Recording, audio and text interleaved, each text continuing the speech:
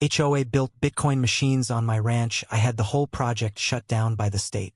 The Montana sun beat down on my ranch, a place my family had worked for 3 generations.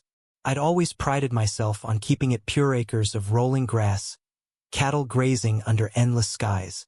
That was until Karen Flowers showed up, her city heels sinking into my dirt, promising a future I didn't ask for. She was all charm, with a smile that could sell snow to a blizzard.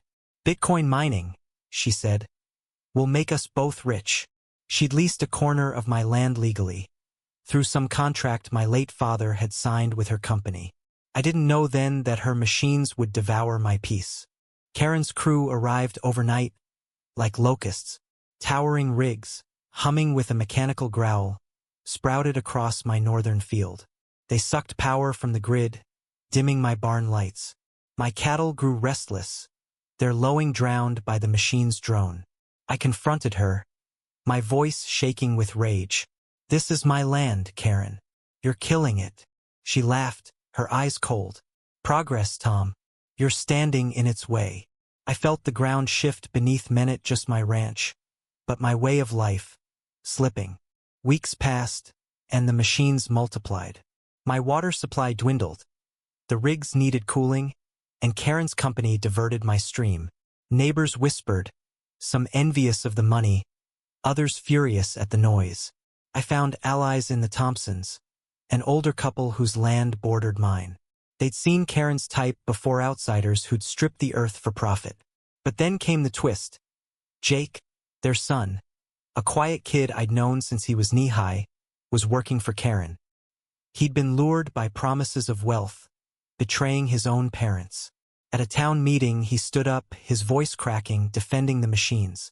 "This is the future. You're all stuck in the past." The room erupted, neighbors turning on neighbors, trust fracturing like dry soil. I dug into Karen's operation. Late nights poring over county records revealed her permits were shaky bribes to a local official, corners cut on environmental checks. I took it to the state, my hands trembling as I filed the complaint. Karen got wind and showed up at my doorstep, her charm gone, replaced by venom. "You'll regret this, Tom. You're nothing against us." I held my ground, rifle by the door, my heart pounding. The standoff felt like it lasted hours, her eyes boring into mine, the air thick with unspoken threats. The state moved fast. Inspectors swarmed, and the truth spilled out.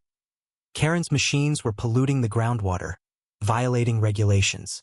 The project was shut down, rigs dismantled under the glare of floodlights. I thought I'd won, but victory tasted like ash. Jake, shamed by his betrayal, left town without a word to his parents. The Thompsons, heartbroken, sold their land and moved away. My ranch was quiet again, but the scars remained: diverted streams, trampled fields, and a community torn apart. Karen vanished, likely to ruin another town. Her company bankrupt, but her pockets still lined. I stood on my porch, watching the sun set over my battered land. The silence was deafening, no longer comforting. I'd fought for what was mine, but at what cost? My neighbors were gone, my trust in contracts shattered. Karen's machines were a symptom, not the disease. Greed, progress, and division had done the real damage. I wondered if I'd been right to fight or if I'd just burned bridges for pride. What do you think? Was I right to shut it all down, or did I destroy more than I saved?